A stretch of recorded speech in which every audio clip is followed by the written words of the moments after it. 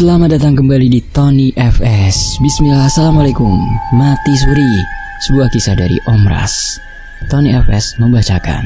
Tapi sebelum lanjut, saya harus berdoa dulu ya. A'udzu bikalimatillahit tammati min syarri ma. Bismillahirrahmanirrahim. Allahumma sholli ala sayyidina Muhammad sallallahu alaihi wasallam.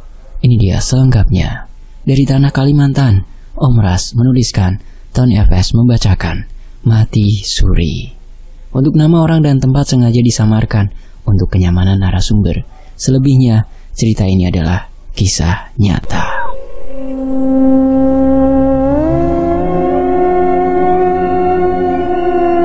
Waktu itu, Om Ras kembali menemui seseorang di sebuah desa yang ada di Kalimantan.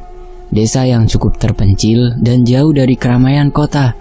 Butuh beberapa jam untuk sampai ke sana. Itu pun Om Ras untung-untungan dan berpacu dengan waktu. Karena seorang teman yang Om Ras kenal melalui media sosial Facebook tersebut juga mempunyai kesibukan. Dan katanya kemungkinan kalau Om Ras datang pada waktu yang telah kami sepakati sebelumnya, kemungkinan dia sudah tidak ada di rumah. Maka dari itu, Om Ras langsung pergi setelah mengantar paket pada waktu yang lebih awal dari kesepakatan. Dan untungnya, dia masih ada walaupun sudah terlihat bersiap-siap mau pergi. Akhirnya, Om Ras pun diantarkan ke sebuah rumah lagi. Rumah yang pemiliknya memiliki sebuah kisah perjalanan hidup yang bisa dibilang ngeri. Di depan halaman rumahnya, Om Ras memarkirkan kendaraan. Dan kami langsung disambut dengan ramah oleh beberapa bapak-bapak di depan rumah. Tidak lupa Om Ras membawa oleh-oleh dari hasil saweran teman-teman yang ada di sini nih.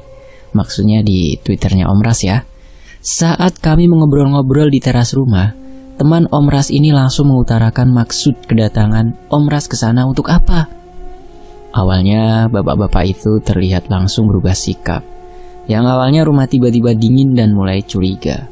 Beliau merebut tas tempat paket milik Om Ras mengira bahwa di tas itu ada kamera.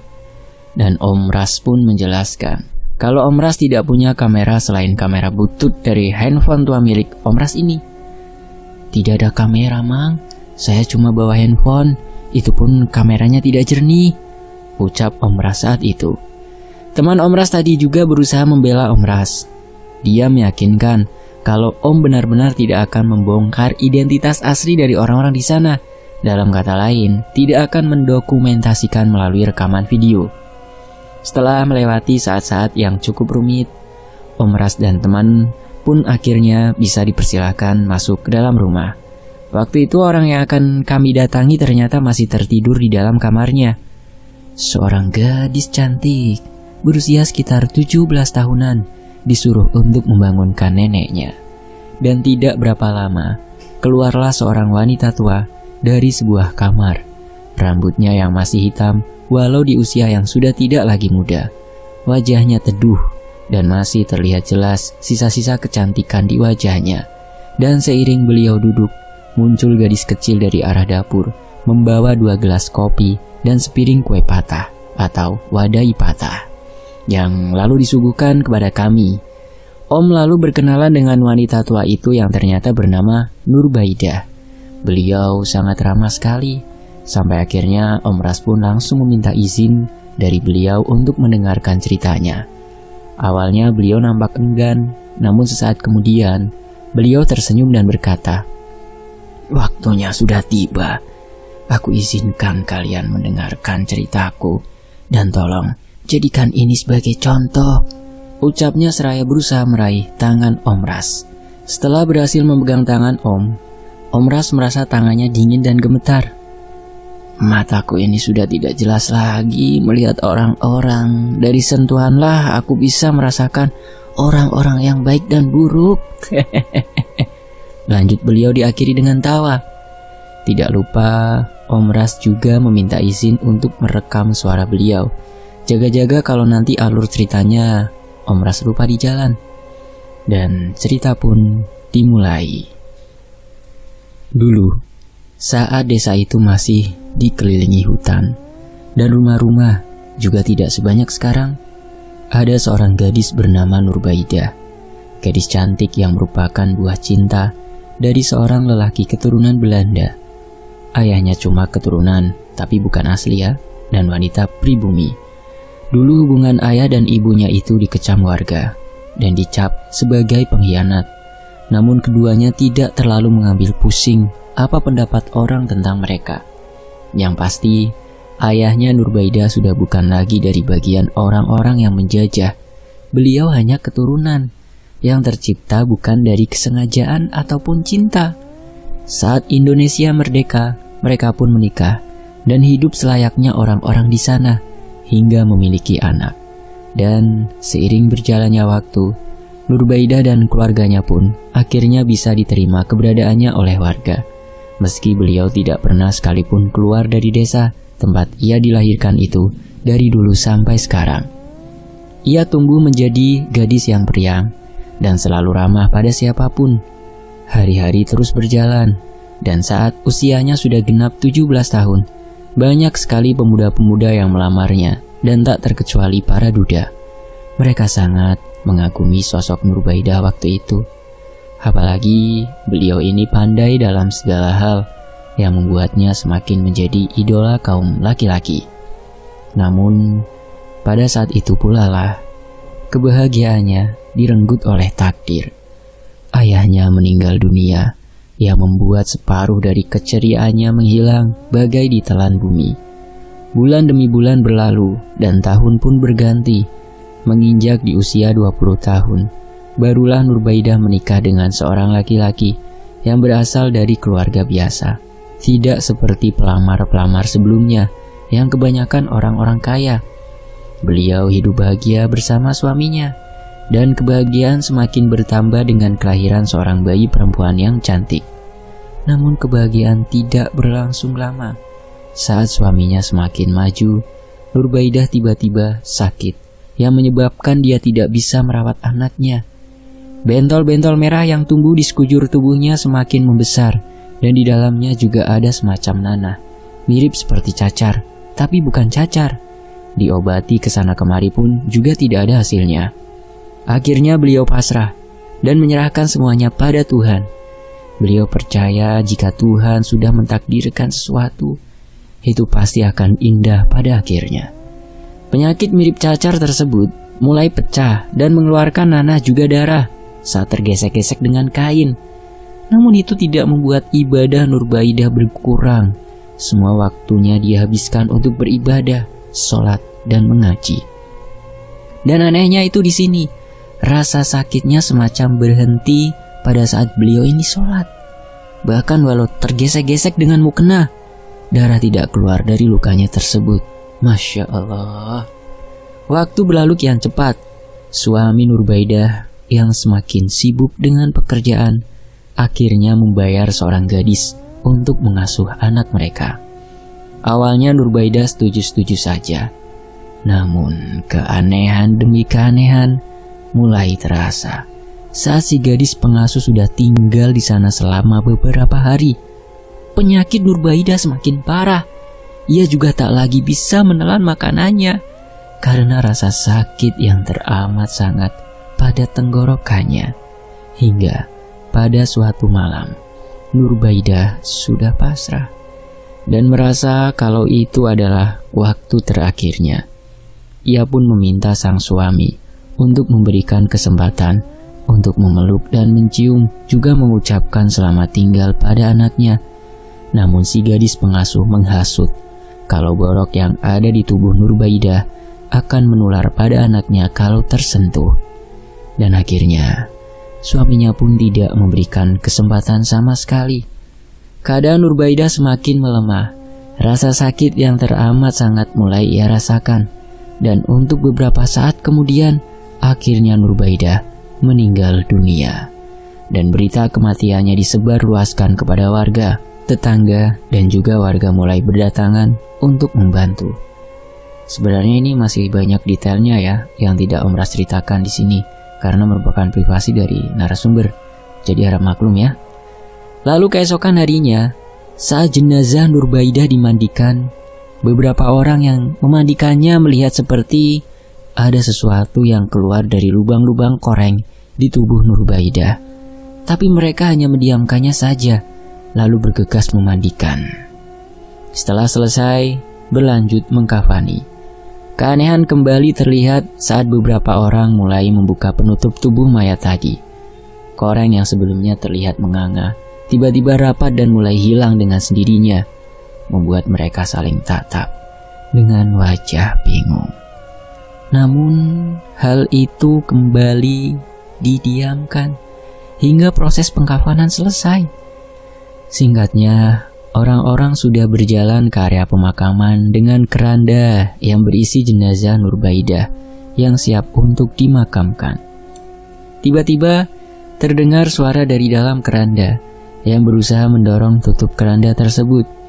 Awalnya orang-orang biasa saja, namun saat lama-kelamaan mereka mulai merinding, apalagi mulai terdengar suara-suara dari dalam. Salah seorang warga memberanikan diri untuk mengintip ke dalam keranda yang ternyata tepat dengan itu terlihat olehnya. Kepala jenazah berpaling menatapnya. Tanpa sempat memberitahukan apa yang sudah ia lihat pada orang-orang, tiba-tiba orang tersebut jatuh pingsan. Mereka yang mengangkat keranda langsung bergegas berjalan menuju area pemakaman. Dan saat membuka penutup keranda, mereka semua kaget dan ketakutan melihat jenazah yang sudah dikafani itu ternyata bergerak-gerak, berusaha melepaskan diri dari ikatan kain kafan. Orang-orang yang berada di sana lari terbirit-birit meninggalkan keranda yang berisi Nurbaidah itu sendirian. Gosip menyebar dengan sangat cepat mengatakan Nurbaidah kena azab sehingga jadi hantu saat akan dimakamkan.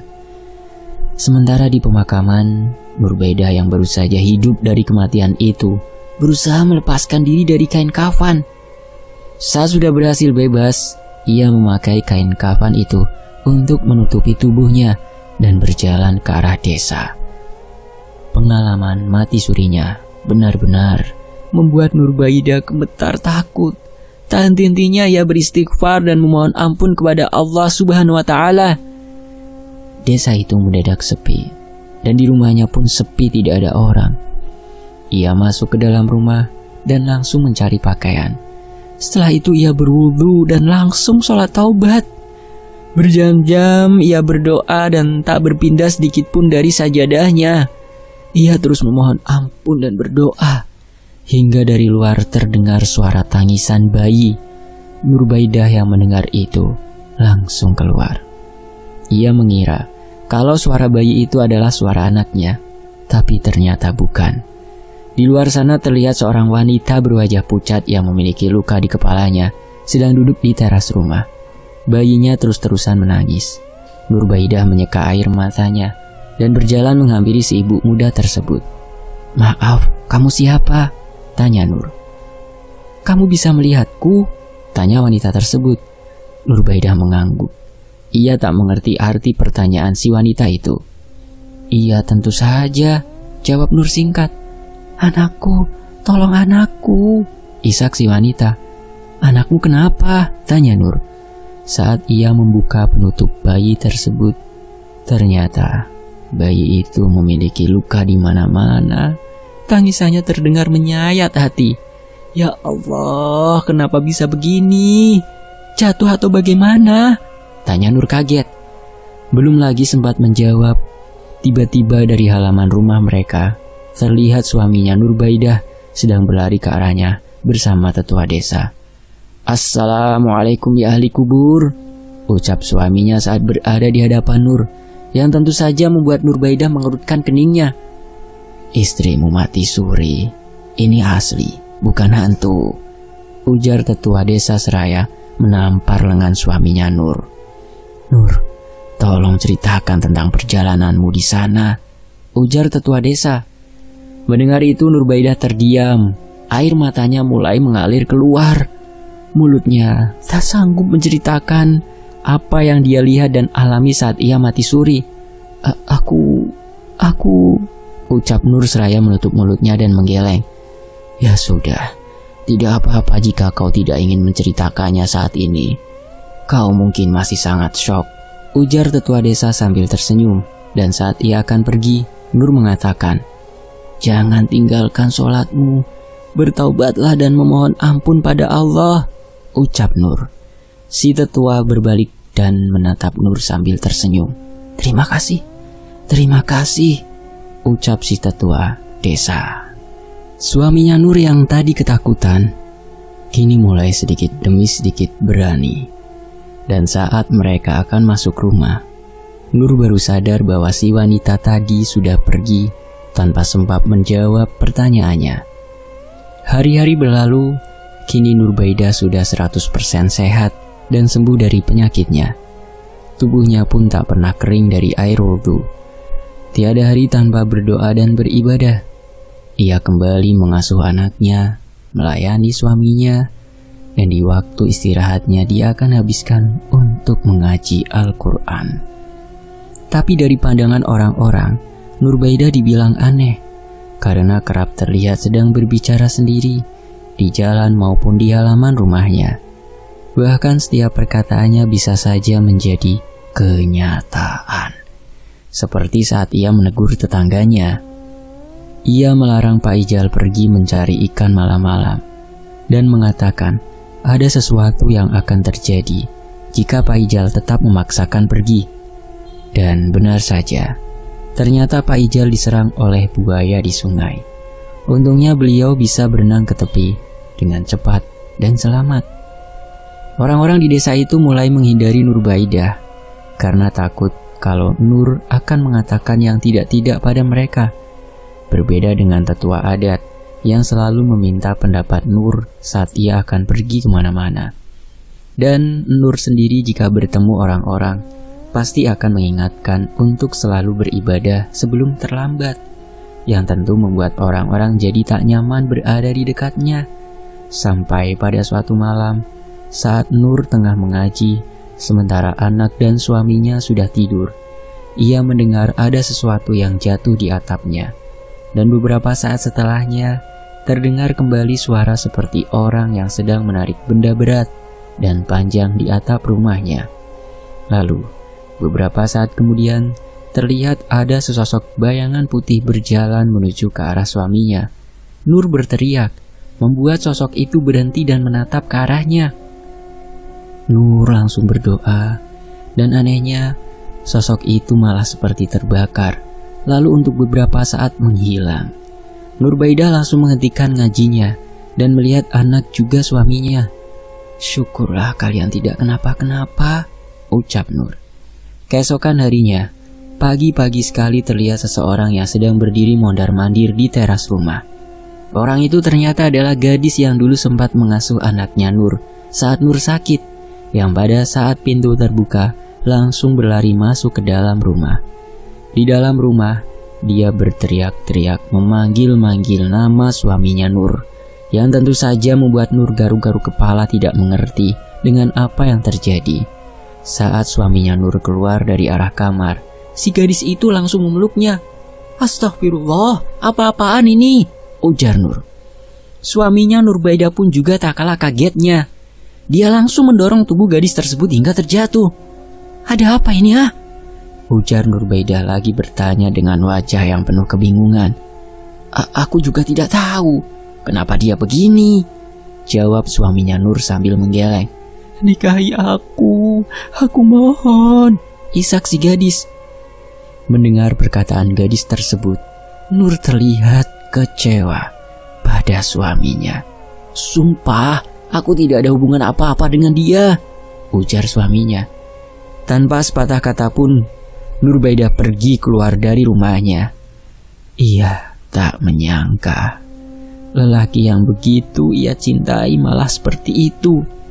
Di tengah jalan, ia kembali bertemu dengan ibu muda yang beberapa waktu lalu pernah singgah di rumahnya. Nur mencoba mengejar si ibu muda.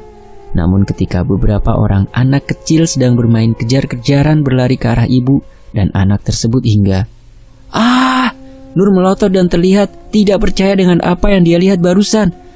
Tubuh si ibu muda ditembus oleh anak-anak. Apa itu? Gumam Nur ketakutan. Si ibu muda yang menyadari keberadaan Nur langsung berlari ke arahnya. Tentu saja, Nur langsung lari terbirit-birit sambil berteriak histeris sepanjang jalan. Orang-orang yang berpapasan dengannya nampak bingung dan saling kode dengan menyilangkan jari telunjuk mereka di dahi.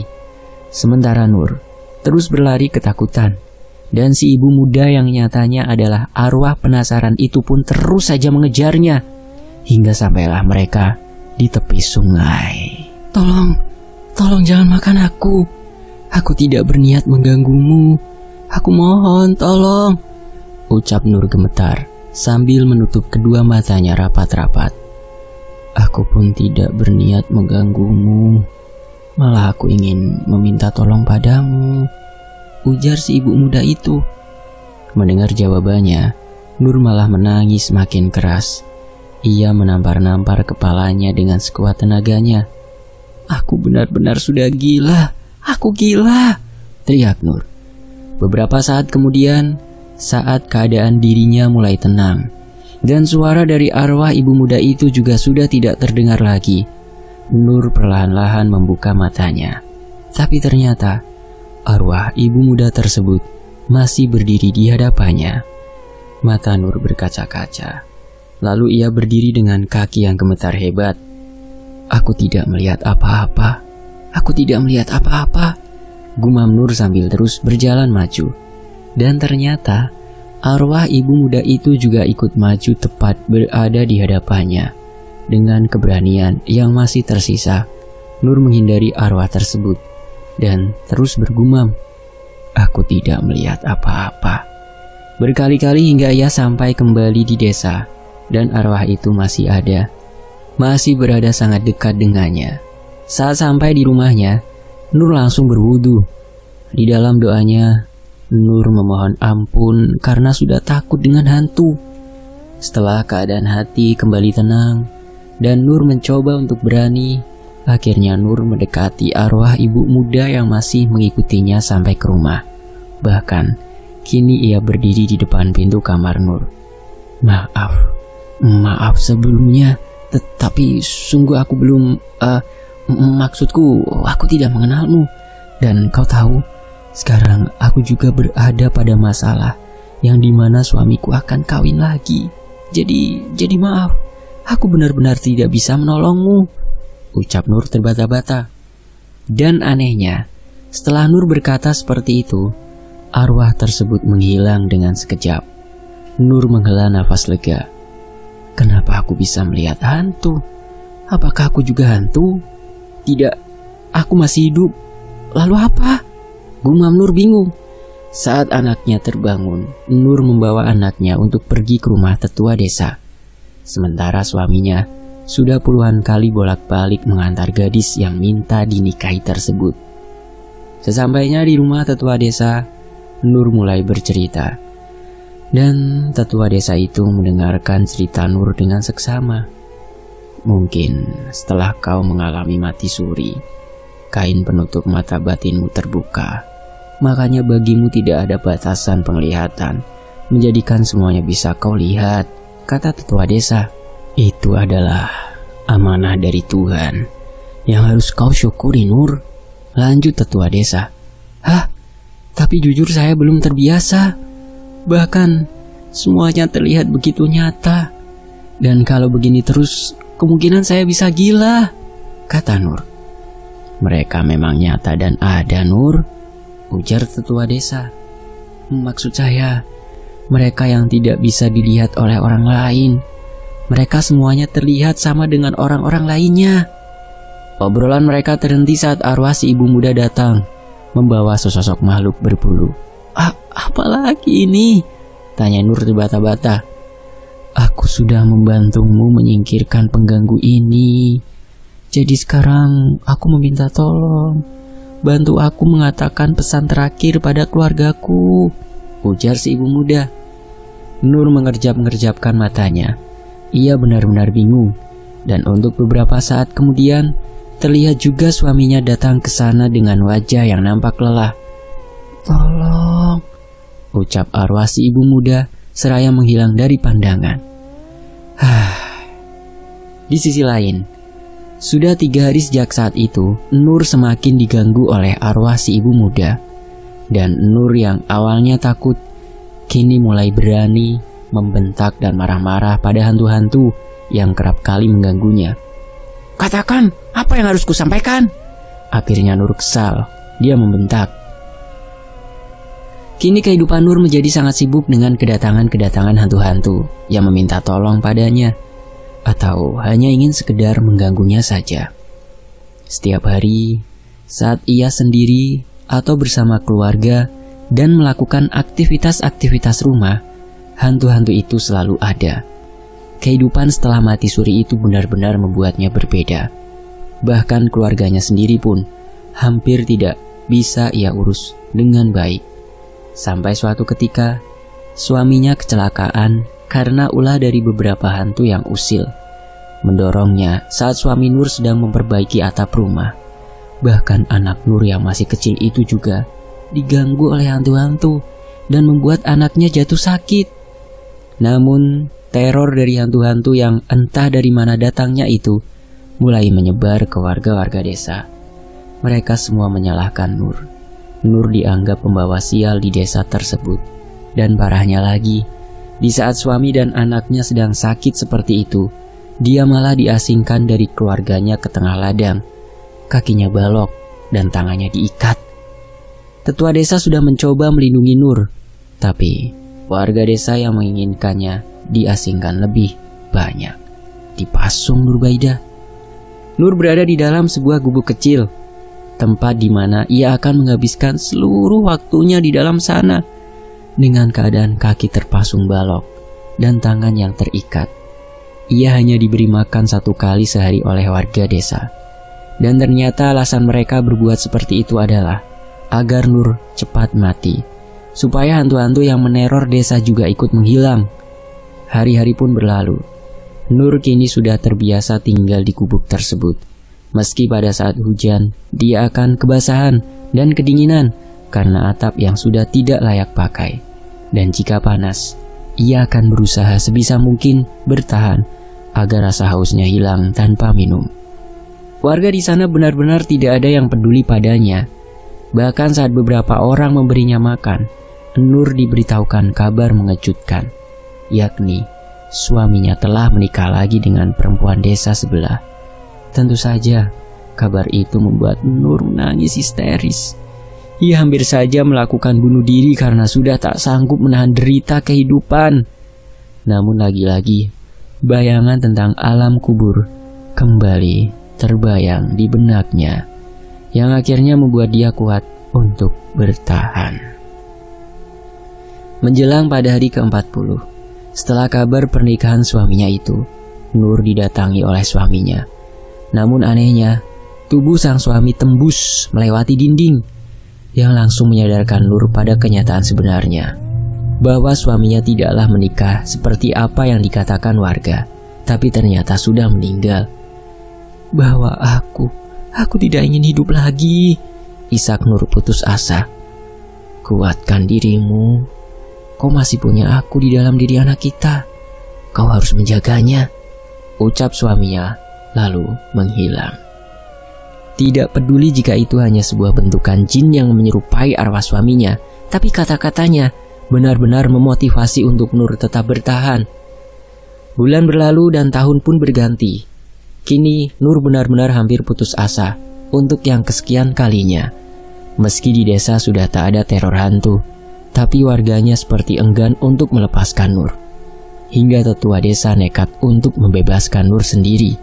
Pada saat warga tahu mereka marah, namun dengan bijaknya tetua desa. Jadi tetua desa di sini bukan berarti ketua desa atau kepala desa ya ponakan-ponakan, tapi orang yang paling tua di desa itu. Ya, pada saat itu warga tahu mereka marah, namun dengan bijaknya tetua desa berkata, "Selama ini aku diam, tapi di balik kediamanku itu, aku sama sekali tidak menyetujui kelakuan-kelakuan kalian yang seenaknya mengurung Nur, memberitakan berita-berita tidak benar, dan terkesan ingin sekali membunuh Nur, menyuruhnya bunuh diri. Padahal kalian ini rajin sholat, rajin beribadah. Seharusnya tahu bahwa perbuatan kalian seperti ini tidak diperbolehkan oleh agama. Aku juga tidak tahu apa yang terjadi pada otak kalian semua. Kalian bahkan tega memisahkan Nur dari anaknya yang bahkan masih menyusui, kata tetua desa. Tubuhnya yang renta dimakan usia bergetar karena menahan amarah yang meluap-luap. Semua warga desa tertunduk, lalu tanpa berkata apa-apa, mereka pergi meninggalkan tetua desa dan Nur. Terima kasih, ucap Nur haru. Maafkan aku, Nur. Selama ini aku hanya diam, menyaksikan perlakuan mereka padamu. Nur menggeleng. Saya tidak menyalahkan Bapak atau juga warga. Meski saya pernah marah pada mereka, tapi saya benar-benar tidak menyalahkan mereka. Karena saya yakin ini semua adalah hadiah terbaik dari Allah untuk saya, ucap Nur sambil tersenyum. Namun saat ia akan berdiri, kakinya yang terpasung selama bertahun-tahun itu ternyata sudah mati rasa. Sekali lagi Nur mencoba untuk kuat. Ia menyeret kakinya sampai ke tanah, hingga duri-duri liar menempel dan melukai tangannya yang ia gunakan untuk pengganti kaki. Tetua desa tidak tega melihat keadaan Nur seperti itu, namun tubuhnya sudah sangat tua dan tak berdaya untuk menggendong Nur. Tapi meski harus merayap, Nur nampak sumringah. Tak ada lagi kesedihan di wajahnya, dan ia ingin sekali cepat-cepat bertemu anaknya. Di sisi lain, haru dan bahagia nampak jelas sekali terlihat saat pertemuan Nur dan anaknya. Tak henti-hentinya Nur bersyukur dan berterima kasih kepada Allah Subhanahu wa Ta'ala. Tahun-tahun kembali berlalu, meski ingkang-ingkang seperti jalannya tidak benar atau normal ya, tapi Nur sudah biasa berjalan dengan menggunakan kakinya kembali. Anaknya sudah tumbuh mekar dan sebentar lagi akan dipetik oleh seorang pemuda. Nur sangat senang. Kebahagiaan demi kebahagiaan nampak terlihat jelas di matanya. Waktu terus berjalan, kini Nur sudah mulai tua. Dan di masa-masa tuanya itu, beliau dikaruniai 3 orang cucu, 1 laki-laki dan 1 perempuan. Dan seiring dengan itu, sebelah matanya mengalami kebutaan karena pernah tidak sengaja mengucek matanya pada saat tangannya masih ada sisa kapur. Dan sebelahnya masih bisa melihat meski buram. Dan dari sentuhan dan suara, beliau mengenali seseorang. Demikianlah kisah perjalanan hidup beliau. Dan Om Ras pun mulai paham kenapa mereka, bapak-bapak tadi, melarang untuk tidak divideokan. Semoga dari cerita ini bisa diambil pelajaran. Terima kasih teman-teman. Terima kasih Om Ras. Tony FS pamit, sampai jumpa di kisah lainnya. Tetap di Tony FS. Wassalamualaikum warahmatullahi wabarakatuh. Alhamdulillahirabbil alamin.